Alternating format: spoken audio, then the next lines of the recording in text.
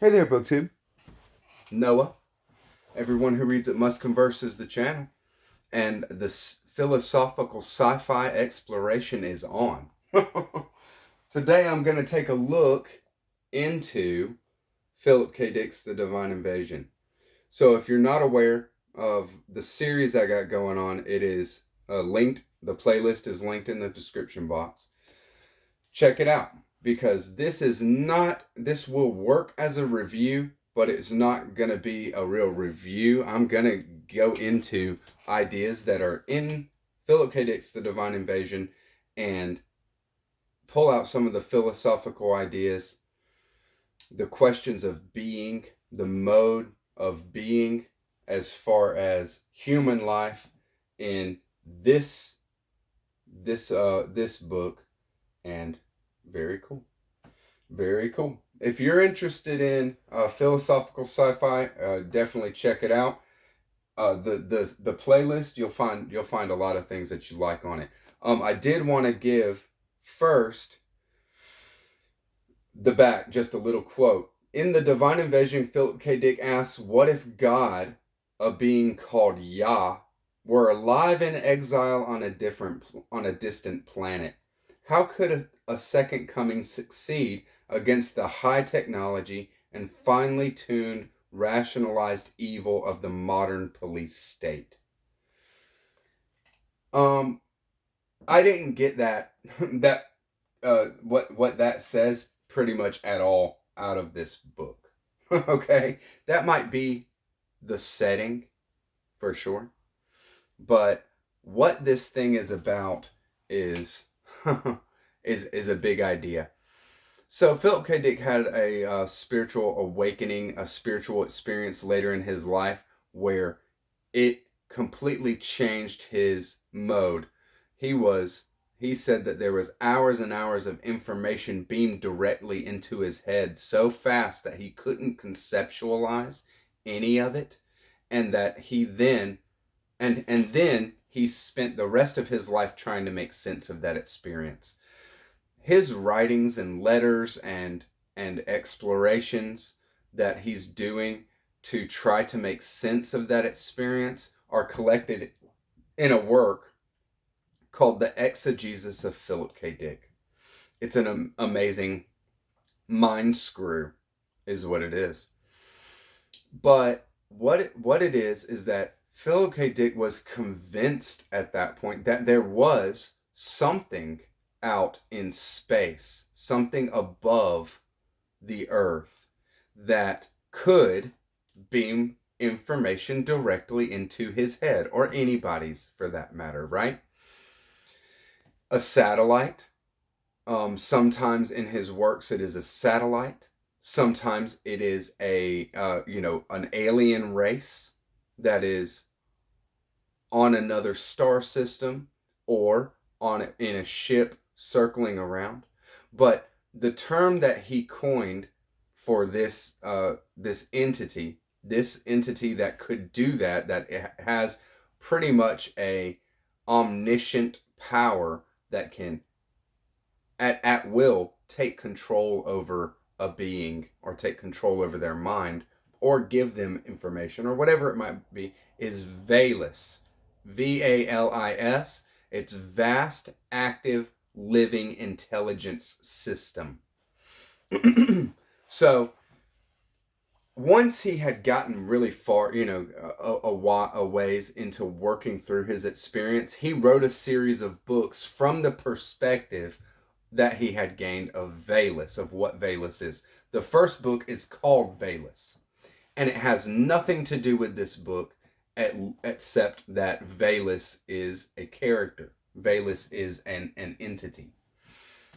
This is the second book in what is called the VALIS trilogy, and it stands alone as its own story.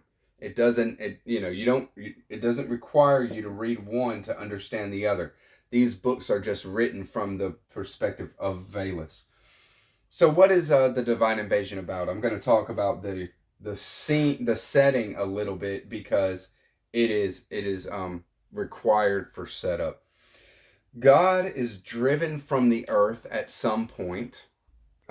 It's undisclosed as to what exactly drove God from the earth or from humanity. But God does not reside anywhere in or around the earth at all anymore. God resides on a different planet called, and the name of that planet is unknown. But humans are colonizing that planet, and it's a very harsh terrain. We live in these bubbles, just a little one living pod, and they're separated. You can put on your suit and you can go visit your neighbor or something. But pretty much everybody is self-contained and alone.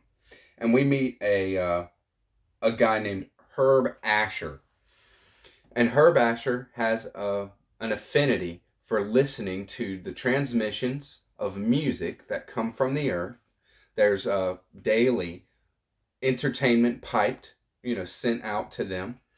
And he loves this singer named Linda Fox. She is a mediocre singer, maybe. You get the sense that she's a mediocre singer, but he loves her, thinks she's beautiful, and she gives him comfort. He loves listening to her. One day, he gets just a voice of maybe seems like in a dream, but it is during waking times as well.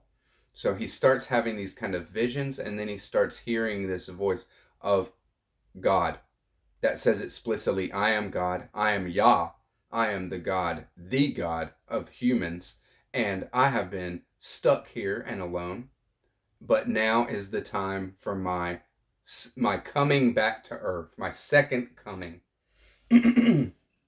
He says to Herb Asher, that he is going to fall in love with a female that is in a pod across the way.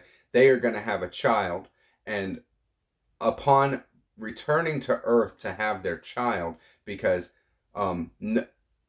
no births happen out in space or on this other planet. Everybody goes back, anybody who gets pregnant or something like that, goes back to Earth to have their child. On returning to Earth to have their child, there's going to be an accident, and the mother is going to die, but the baby is going to live. And that baby will be God incarnate. And that is how it's going to be. And that is how it is. And so we meet a very evil couple of people on Earth, as far as, we don't know too much about Earth in this story at the beginning. Herb doesn't know too much about the Earth for sure, but the Earth is pretty much ran by a business mogul and a religious mogul, whether that be Catholic religion, something like that. Not to call out the Catholics, but I think it is called out that it is a big, bloated, bureaucratic, religious structure that's not about spirituality at all. It's about control. And then business, marketing, and having everybody wanting and everybody buying and everybody consuming all the time, and that's giving their life direction in that way, and that's just all that they're concerned with. And they're basically very low level consciousness, and they get wind of this. They get wind that this is happening. But the language that they use is so awesome, because what it is it is an alien presence, and that's the truth, right? Because this God is not on the earth or from the earth at all anymore. So there is an alien presence that is evil. They call, Manny is the boy's name. It is a young boy that Herb Asher is taking care of. Manny, short for Emmanuel, God with us, right? So they are firmly against Manny. They don't know his name, and they don't know what it is, because what happens is there's just an accident. There's an accident in air, and this ship crash lands, and the boy survives, but is undocumented. So they don't have any way of like tracing him and things like that. The story is very, very strange. You know, even for Philip K. Dick. All right, it's very, very strange, and you kind of find yourself not knowing what's what until the end.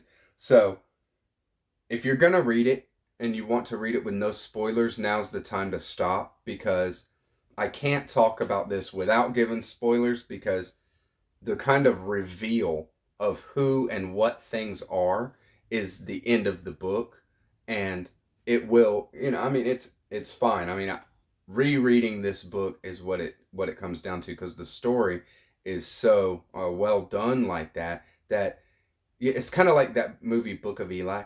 You wanna read it again afterwards directly, because now that you know what characters are, you want to see how things worked out earlier in that context.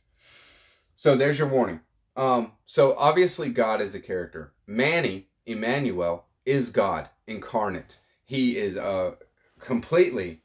almost completely omniscient, and knows all manner of things, and can actually jump into a kind of a spiritual world all the time, and resides there for most of the time. Manny is God incarnate. Manny has a companion that meets up with him. It is a female, and a female that is his age, and her name is Xena. And Xena seems to be kind of like an antithesis to Manny, and they play off of each other the whole book. And when it is revealed what Xena is the Torah. Xena is the living word of God. So they are one, right? God and the Torah are one. And as far as Jewish Kabbalah goes, they are one, right? They are one and the same.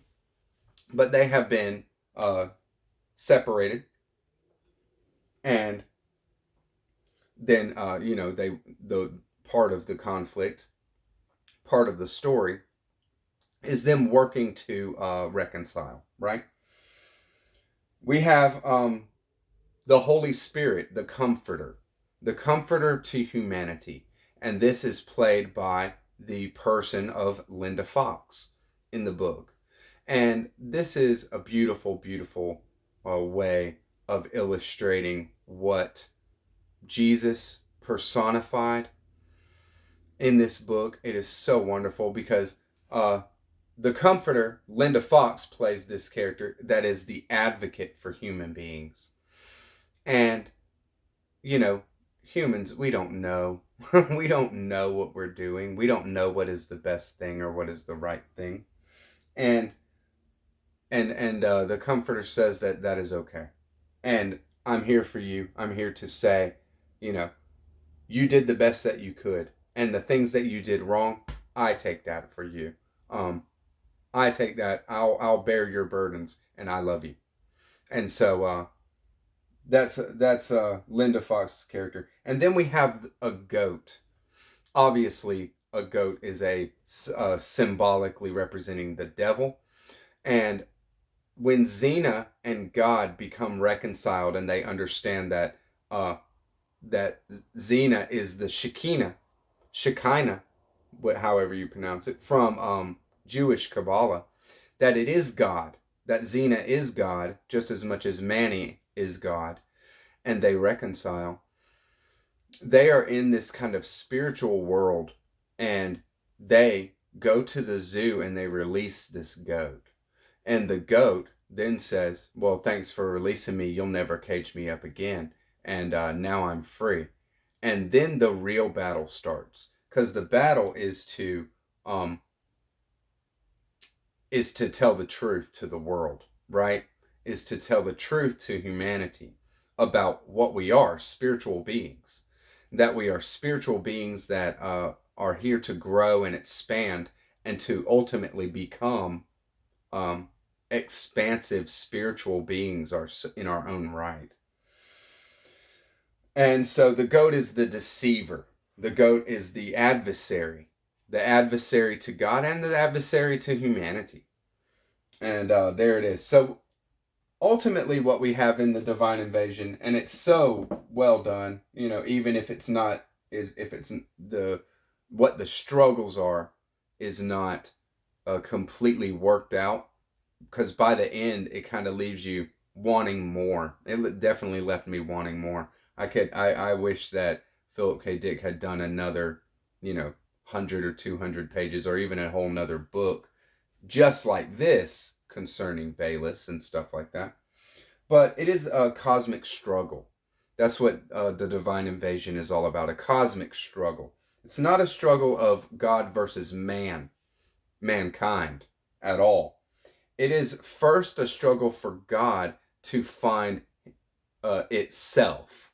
That's the thing. And, the male active Yah aspect of God is personified by Manny, and needs to find and reconcile the feminine aspect of God, which is Xena, the Torah, the Shekinah.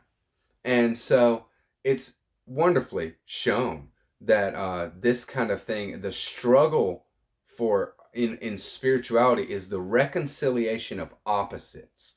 What seems to be opposites, because any opposites, you can't have one without the other. Opposites are not differences. Opposites are two sides of the same thing. They are two sides of the same of the same thing on a spectrum, and it's even more apt to call them complementary aspects. They're complements of each other. They're not opposite. They're not differences. And then the second kind of struggle is for our spiritual struggle that's shown is to consume the world with truth. So consuming the world with truth is waking people up, showing people that, the kind of things that they know in their heart already are not going to give them validation and give them happiness, that is the truth, and to show them what will actually give them happiness. Happiness is within, just as much as you can find it outside of yourself, but happiness grows from within us. And so God, at the end of the divine invasion, God and Xena together, so God fully reconciled, together go to the mattresses. They go to war against the adversary. And the adversary is an abstraction, right? Because falsehood is simply not knowing the truth. That's what it is. And a reluctance, an inertia in that falsehood to remain into that.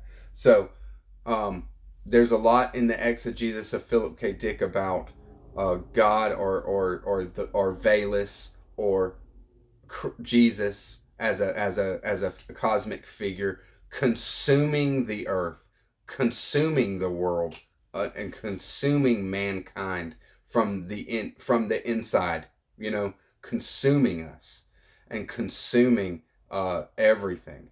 And so that's the way that it's shown in the divine invasion, that the struggle that is therefore ahead of us is actually to let truth of spiritual being, of our own spiritual nature, consume the doubt, consume the part of us that's going to deny, or even the rational part of us that's going to demand facts and to demand things to make us believe it before we will embrace it. You have to embrace it. We embrace it first. We embrace it. Signs follow.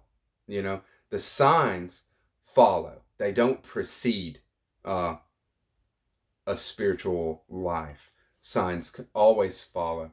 So I hope you enjoyed this booktube. Any kind of ideas, anybody that's read Divine Invasion, give me your thoughts, please. I don't know anybody that's read this book. I don't think I've ever heard anybody talking about the Divine Invasion. So I'd love to hear others' thoughts if they have read it. And what did you think about what I had said about VALIS and about the Divine Invasion? I'd love to hear your thoughts on the video. So anytime, drop me a line, and I'll catch you on the next one, BookTube. Bye-bye.